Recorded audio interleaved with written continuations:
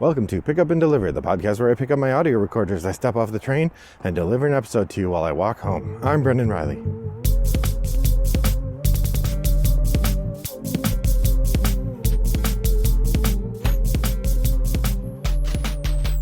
Well, good evening, listeners. It is a lovely midday afternoon here in suburban Chicago. Mid-February, the weather is chilly, but not terribly cold, and I am enjoying a walk home. Looking forward to talking with you. I had my board game class today, and we played Horrified for the second time. And we talked about, in the class, the ways that the game Horrified puts into play things that will make you understand how the story emerges. So there are games with set narrative elements where the story emerges as you work through it. Think about a Sherlock Holmes Consulting Detective or a Chronicles of Crime. When you're playing those games, you don't do anything to make the narrative happen, although where you go determines which pieces of the puzzle you get and in what order. But the narrative unfolds for you. It's much closer to a choose-your-own-adventure with a bit more interactivity than it is to a traditional game. On the other hand, most games that have narrative elements, the players encounter those elements sort of randomly, or they function like cutscenes. If you look at something like Gloomhaven, in Gloomhaven there are narrative elements, there are choices to make that shape those narrative elements, but they function very much like cutscenes in video games. In Gloomhaven, you get a mission, you have to go do X, and so you get the card, you get the little prompt that tells you what's going to happen in the story.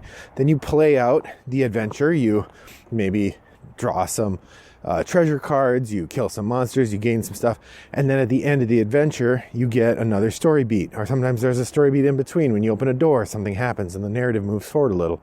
But generally, you don't get much choice about how to resolve that narrative. In some cases, you get some choice, like you can do thing A or do thing B, and the way that you choose to go determines the story.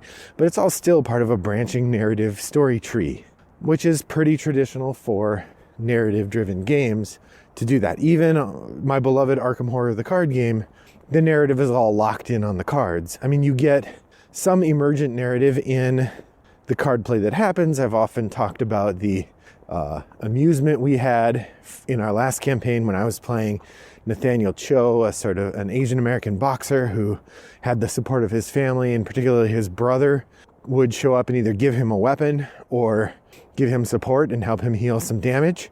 The problem is his brother was in a wheelchair in the art, which made for a lot of narrative humor when we were in the middle of the jungle and Nathaniel Cho's brother shows up on a wheelchair to give him a weapon while they're in the middle of this temple. And then his brother leaves. Like, his brother is not an ally. It's a card you play that gives you a thing and then it goes away. Yeah, so some of that doesn't make a ton of sense. But there are games, and this is part of what I talk to my students about, where that emergent narrative also includes dramatic elements that are pretty significant narratively. So the emergent narrative idea is that as you're interacting with the game pieces and making choices playing the game, a narrative story emerges based on the choices you've made in the game that isn't a scripted narrative, but rather a narrative of events that have occurred, and those events make for a funny story. You know, an archetypal example of this would be Galaxy Trucker.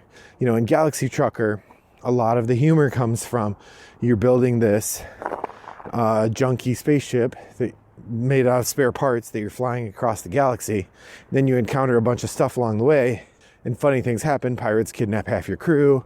Your ship gets destroyed by asteroids until it's just one little piece of debris floating through the sky. Or, you know, you encounter an abandoned planet or an abandoned space station, and you get a whole bunch of goods from it. And, you know, there's all sorts of different things that happen. And some of them come out of the narrative of these cards, but a lot of them come out of the interaction between choices you've made and the slightly narrative elements. So in the conversation about Horrified, I got the students to asking about this idea of emergent narrative elements. So on my ride home today on my train, I wrote out 5 emergent elements that I think are sort of high points of game design, places where the mechanism implies a story that players can understand or not, but when they do understand it, it enriches the whole nature of the game. So to start with, we're going to start with Horrified. If you haven't played Horrified, it is a cooperative game based around the idea of the universal monsters, right? You've got Dracula, Frankenstein, Bride of Frankenstein, Invisible Man, Wolfman, and the Creature from the Black Lagoon. These are 5 different monsters. The Frankenstein's monster and Bride of Frankenstein are a pair of monsters that appear as one enemy. And when you're playing, you pick if you're playing on beginner mode 2, or standard difficulty is 3, hard is 4, extremely hard is 5. You're picking a variety of different monsters and you're putting them in play on the board. And you are going through using action points and a limited selection of actions, as well as some special abilities, to manipulate the board and get rid of each monster using its own individual win conditions. It's a pretty fun puzzle of a game that you could play with zero attention to the theme.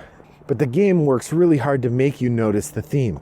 In particular, you have all of the people who live in the town are rendered as individual characters with their own art and their own names and their own goals. And this is the first thing I wanted to point out, is that as an example of emergent narrative, that you have these moments, these very funny moments where you have these NPCs, these bystanders who appear in the village, and they end up wanting to go somewhere or do something that just gets in the way.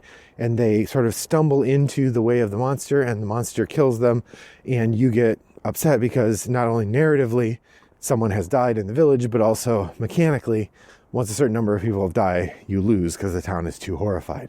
And I really think that the mix of mechanical idea, the problem, the pushing you toward losing the game that comes when one of those characters dies, and the gameplay element of those characters sometimes get in your way and they stumble into the monsters and get killed. Those two work things together make for very interesting story experience. Really good emergent property. The second example I wanted to mention is, and this is one where the emotion comes entirely out of the theme. This is in Pandemic Legacy. So this is a very minor spoiler for mechanics from Pandemic Legacy. I'm not telling you any of the plot elements. But one of the things that happens in Pandemic Legacy is each time there's an outbreak in a city, that city gets closer to, that city goes up in unrest. There's a number in unrest. How upset are the people who live in that city about what's going on with the diseases? And if the unrest in a city gets too high, they start rioting, and then you can't fly into the city anymore. And then there's like 2 more levels. There's one level where basically the city devolves into chaos so much that it's anarchy, and you can't do anything for the city.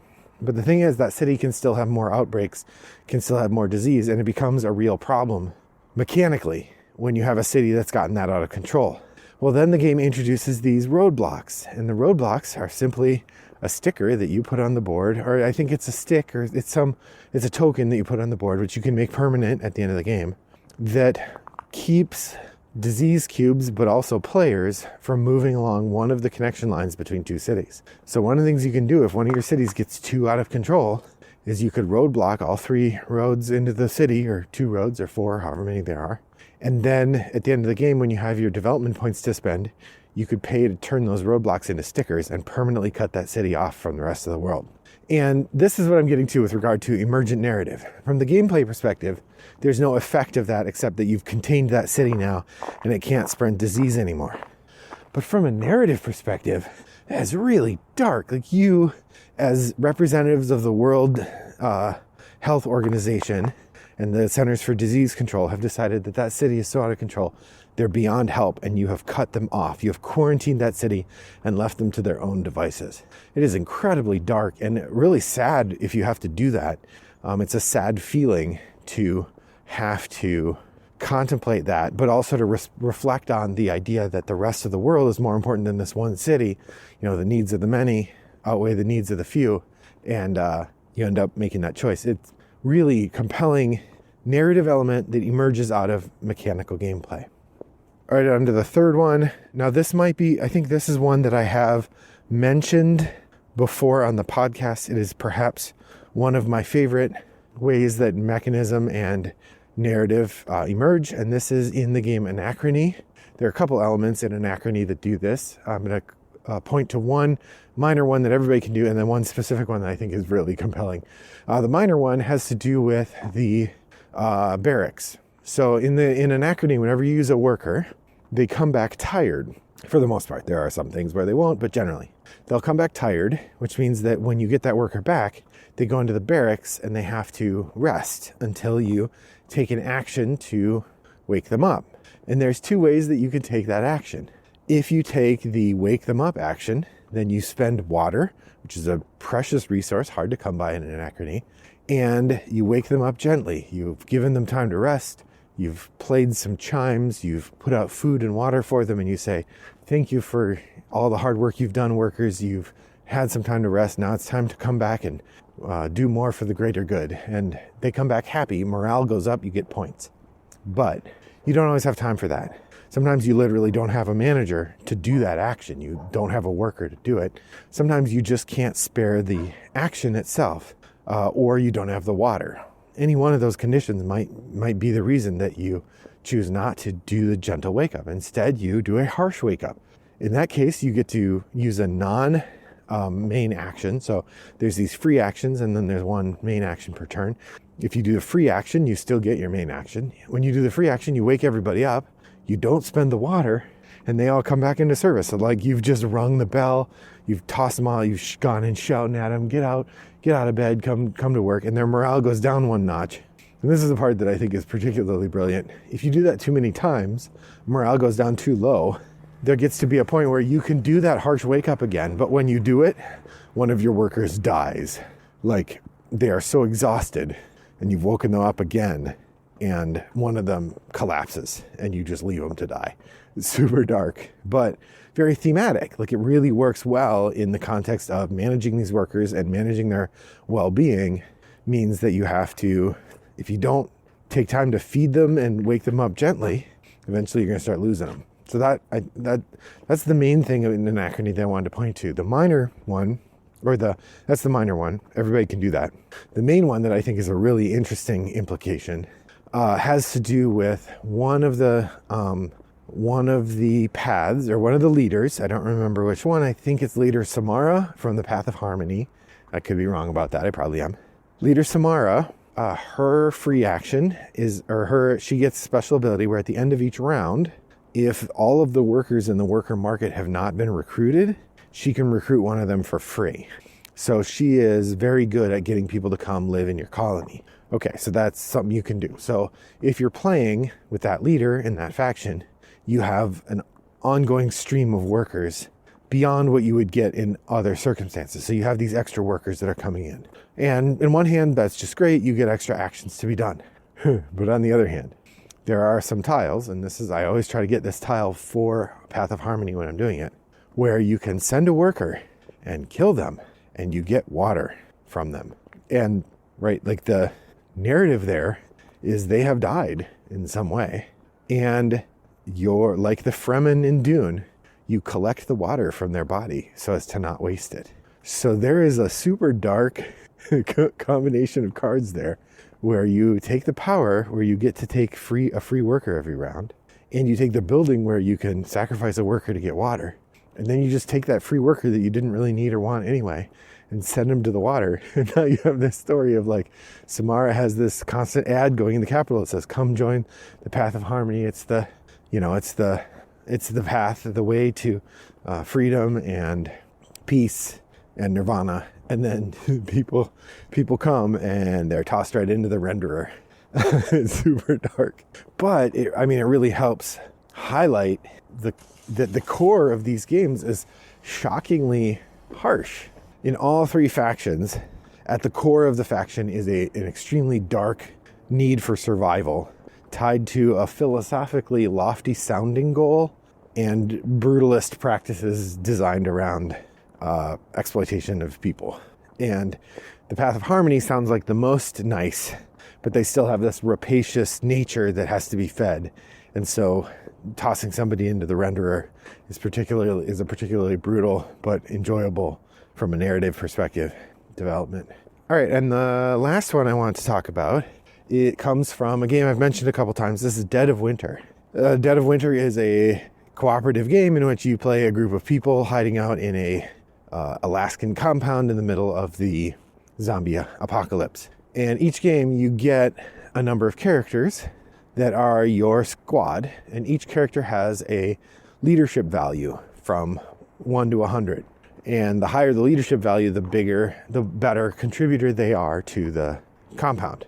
There is a character in there who's dressed as a Santa Claus. His name is Forrest, and he is clearly sort of modeled after the Bad Santa movies. And he has a leadership level of 5 out of 100. So he is not well liked and not likely to help people. And in fact, the description of him, his special power, each character has a special power, is that at any time you can forfeit Forrest and raise morale in the compound by 1. So of course, mechanically, that's a really handy tool. You can get rid of this character and morale goes up. Morale is a difficult resource to get, and raising morale is hard. Lowering morale is easy. When morale goes down too far, you lose. But narratively, this means that Forrest is so unpleasant that in the zombie apocalypse, in which being outside the compound probably means you're going to die, people feel better with Forrest kicked out than with him staying with the compound. And that is it's incredibly brutal, but a delightful implication tied into the mechanics and the narrative.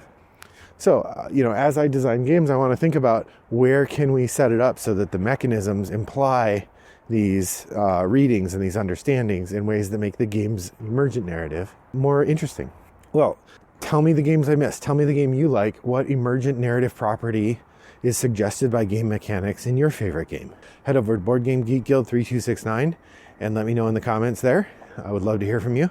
If you want to send me a message directly, you can email me, brendan@rattleboxgames.com, or send me a message on Board Game Geek. Wombat929 is my username there. If you would like to play an asynchronous game with me, I'm on Board Game Arena, Boitajou, and Yukata.de.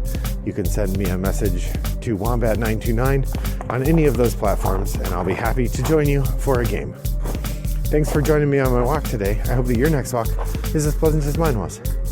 Bye-bye.